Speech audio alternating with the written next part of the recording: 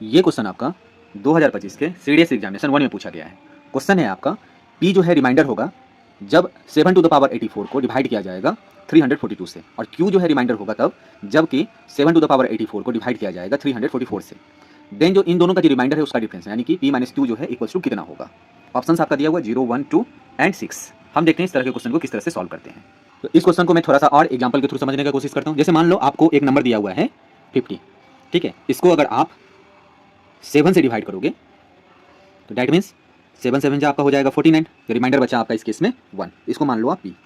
अब अगला केस ले लेते हैं हम। ये जो 50 है इसको अगर मैं 8 से डिवाइड करूं देन अगेन आपका 6 जा 48, रिमाइंडर आपका आएगा, तो इसे मैं मान लेता हूं q। तो आपसे पूछा जा रहा है जो p माइनस क्यू कितना होगा। तो अगर ये केस रहता तो ये 1 में से 2 को घटाते तो डैट मीन्स -1 इसका जो है आंसर हो जाता। बट अभी आपका ये जो 50 है 50 की जगह पे दिया हुआ है 7 टू द पावर 84, इसको डिवाइड करना है एक बार 342 से। दूसरा दिया हुआ है 7 टू द पावर 84, इसको डिवाइड करना है आपका 344 से। अब दोनों केस में कुछ रिमाइंडर आएगा। जब पहले केस में रिमाइंडर है p, जब इसमें डिवाइड करेंगे तो तब रिमाइंडर आएगा q। अब आपसे p माइनस क्यू का डिफरेंस पूछ रहा है। इस क्वेश्चन को हम सिंपल सा एक ट्रिक है बाइनोमियल का, उसका यूज करके इसे हम सॉल्व कर सकते हैं। तो हम देखते हैं बाइनोमियल का एक छोटा सा कंसेप्ट जिसे इस तरह के पावर वाले क्वेश्चन में डिविजिबिलिटी वाले में ट्रिक के रूप में यूज किया जाता है। तो ये जो आपका बाइनोमियल का कंसेप्ट है इसे हम लोग 9th क्लास से ही सीखते आ रहे हैं। सिंपल सा देखो, अगर मैं आपसे पूछूं जो a माइनस 1 का अगर होल स्क्वायर होगा तब क्या लिखोगे इसे आप? इसे लिखोगे आप a square minus 2a plus का 1, ठीक है। अब इस पर ध्यान दो, अगर मैं इसे a से डिवाइड करूं किसी नंबर से तो देखो ये टर्म कटेगा, ये टर्म कटेगा और लास्ट में ये आपका जो है रिमाइंडर बच जाएगा 1 वाला। ऐसे अगर मैं आपसे a प्लस 1 का होल स्क्वायर भी पूछूं तो ऐसे बोलोगे आप a स्क्वायर होगा 2a होगा प्लस 1 होगा। इसको भी अगर मैं a से डिवाइड करूं तो ये दोनों में तो a कॉमन है, ये वाला टर्म जो है आपका ये रिमाइंडर बच जाएगा। ऐसे ही अगर मैं आपसे a प्लस 1 का क्यूब अगर पूछूं, फिर सेम पैटर्न से अगर आप ध्यान से देखोगे, ये पहला टर्म होगा क्यूब वाला, फिर होगा 3a square plus 3a plus 1। अब देखो ये तो इसका कॉफिशिएंट है सारे टर्म्स का।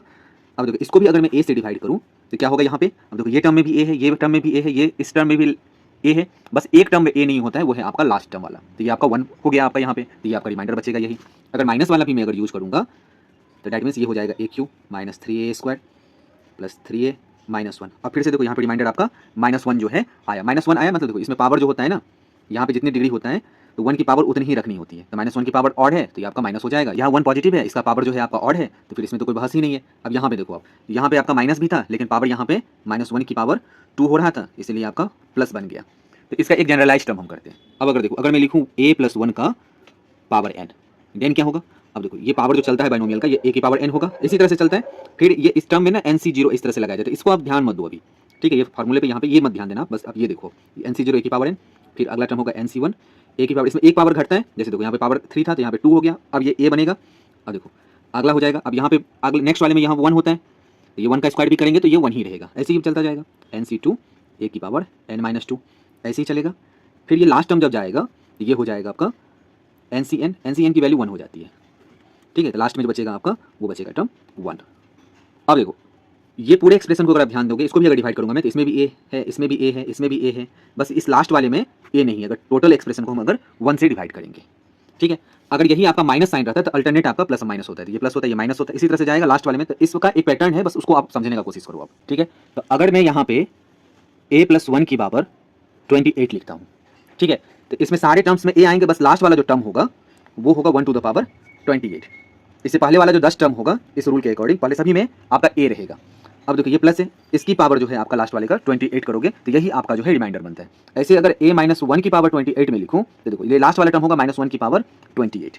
इससे देखो -1 की पावर 28 का मतलब ये हो जाएगा आपका इवन है, तो इवन है तो ये पॉजिटिव का 1 हो जाएगा, ठीक है। अगर यहीं पे आपका a प्लस 1 की पावर 29 रहता तो यहाँ पे प्लस वाला है तो इसमें तो कोई फर्क नहीं है, लास्ट टर्म होता है इसका 29, तो ये बनता है आपका 1। अगर यही आपका a माइनस 1 की पावर 29 रहता है तो लास्ट में -1 टू द पावर 29 इसका रिमाइंडर होता है। तो जब इसका जब आप चेक करोगे तो ये हो जाएगा आपका, यहाँ पे ऑड है तो माइनस की पावर अगर ऑड है तो ये -1 इसका रिमाइंडर आता है। जब माइनस आ जाता है तो जिससे डिवाइड करते हैं वही इसमें हम ऐड करके इसका रिमाइंडर फाइनली हम निकालते हैं। हम इसी कंसेप्ट का यहाँ पे यूज करने वाले हैं, यानी कि हमको जब भी किसी चीज़ से डिवाइड करना है तो सबसे पहले उस नंबर को हम उसके मल्टीपल के नियर बाय में ले आना है ताकि वो 1 के प्लस या माइनस करके वो आ जाए, ठीक है। ताकि हमें लास्ट में जब उसका रिमाइंडर करेंगे तो सारा टर्म उसका डिवाइड होगा, लास्ट में आपका 1 बचेगा। उसकी पावर अगर इवन रही तो मैं उसको पॉजिटिव का 1 ले लूंगा, अगर वो ऑड रहेगा तो उसे मैं नेगेटिव का 1 ले लूंगा। अब मैं इसका क्वेश्चन को सॉल्व करता हूं ताकि आपको और अच्छे से समझ में आए। तो क्वेश्चन को देखिए, क्वेश्चन में बोल रहा है आपका जो 7 की पावर 84 को डिवाइड करना है 342 से, और एक बार बोल रहा है जो 344 से डिवाइड करना है 7 की पावर 84 को। अब आपको करना क्या है, जो आपको इस पूरे एक्सप्रेशन को 7 की पावर 84 में इसको इस तरह से अरेंज करना है ताकि ये आपका 342 के नियर बाय में आ जाए, +1 करके या -1 करके इसका भी और 344 का भी।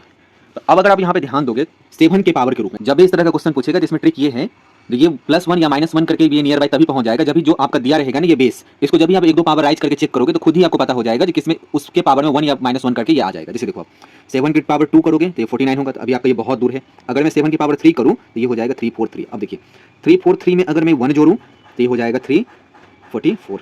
अगर मैं 343 में -1 करूँ तो ये बन जाएगा आपका 342, जो कि आपको यहाँ पे लाना है। तो आपको मिल गया। तो सबसे पहले क्या करोगे आप, ये जो आपका 7 की पावर 84 है पहले वाले के 342 से डिवाइड करेंगे उसके लिए।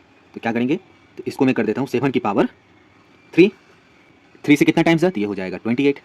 अब देखो ये हो गया आपका 343 की पावर 28। अब देखो इसको बाइनोमियल के रूप में अगर एक्सप्रेस करेंगे तो ये देखो ये हो जाएगा आपका 342 + 1 की पावर 28। ठीक है।